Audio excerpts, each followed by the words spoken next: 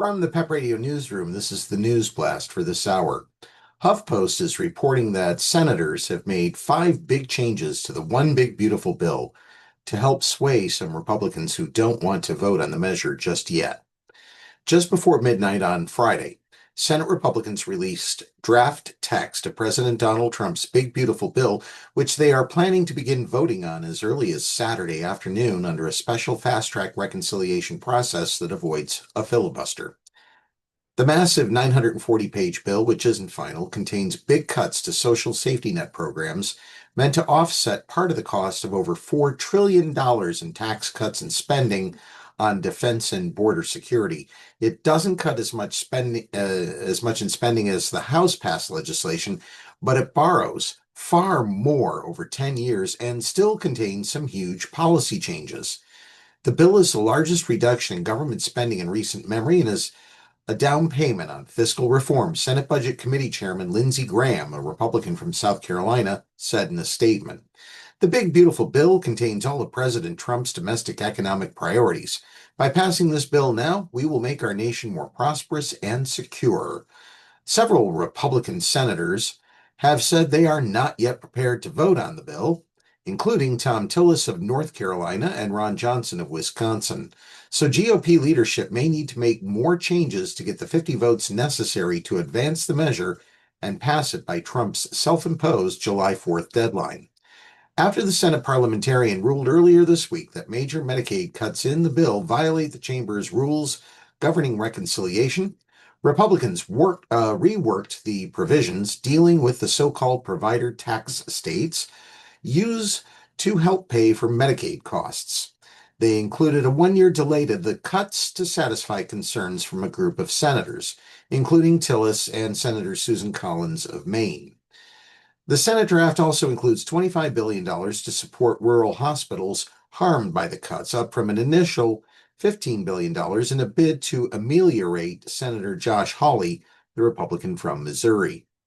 The bill includes the same new work requirements for non-disabled adults passed by the House, the biggest Medicaid cut in the bill that is estimated to kick millions of Americans off their health insurance plans.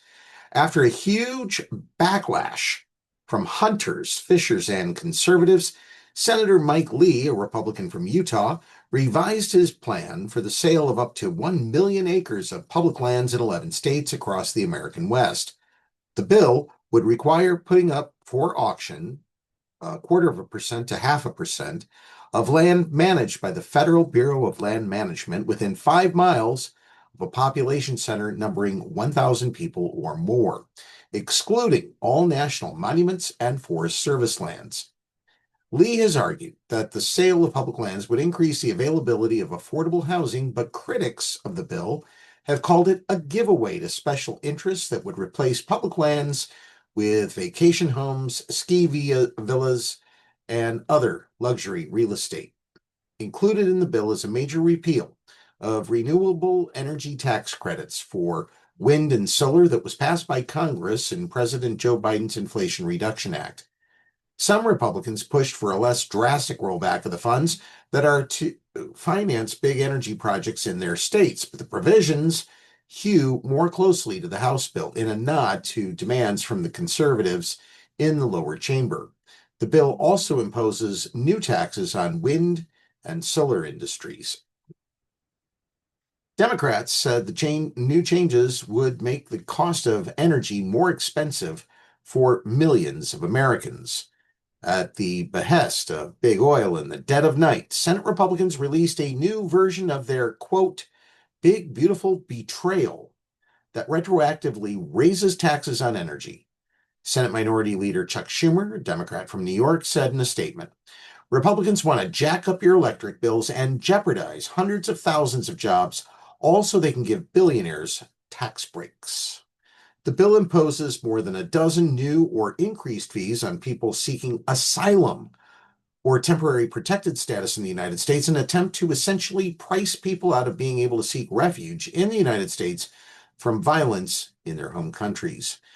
These fees include a minimum $100 fee for anyone seeking asylum, a minimum $550 so-called employment authorization application fee, a $500 fee for anyone filing for temporary protected status, and a $1,000 fee for anyone paroled into the United States, except in limited situations like medical emergencies or funerals.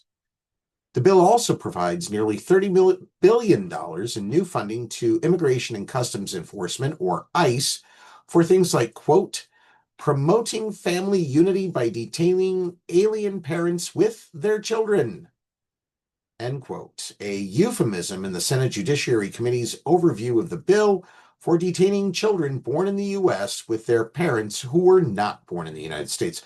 Gee, I wonder if this applies to Donald Trump, whose parents weren't born in the United States, but he was. Come to think of it, his mother was here illegally. I wonder if ICE needs to look into deporting Donald Trump. We'll have to ask that question to the president. The legislation includes a $5 trillion tax hike, $5 trillion hike to the statutory borrowing limit, an eye-popping sum, and the largest ever specified increase in history to accommodate the cost of its tax cuts for the most wealthy Americans. The House bill included a $4 trillion hike. The previous largest increase was a $2.5 trillion hike in 2021 to accommodate the aid Congress approved on a bipartisan basis because of the COVID-19 pandemic. Republicans for years opposed such debt limit increases, taking the nation's fiscal health hostage by demanding equal spending cuts from Democrats. Under both of Trump's presidencies, however, they've looked the other way. Senator Rand Paul, the Republican from Kentucky, is expected to oppose the bill because of its impact on the national debt. He's called for GOP leadership to strip out the debt ceiling hike from the reconciliation bill and vote on it separately, something that is not likely to happen. That's a News Blast at this hour. If you are watching our videos on YouTube, please subscribe to our channel. Download the Live 365 app to take us with you wherever you go. Up next, we have the Meadville area weather forecast here on PEP Radio.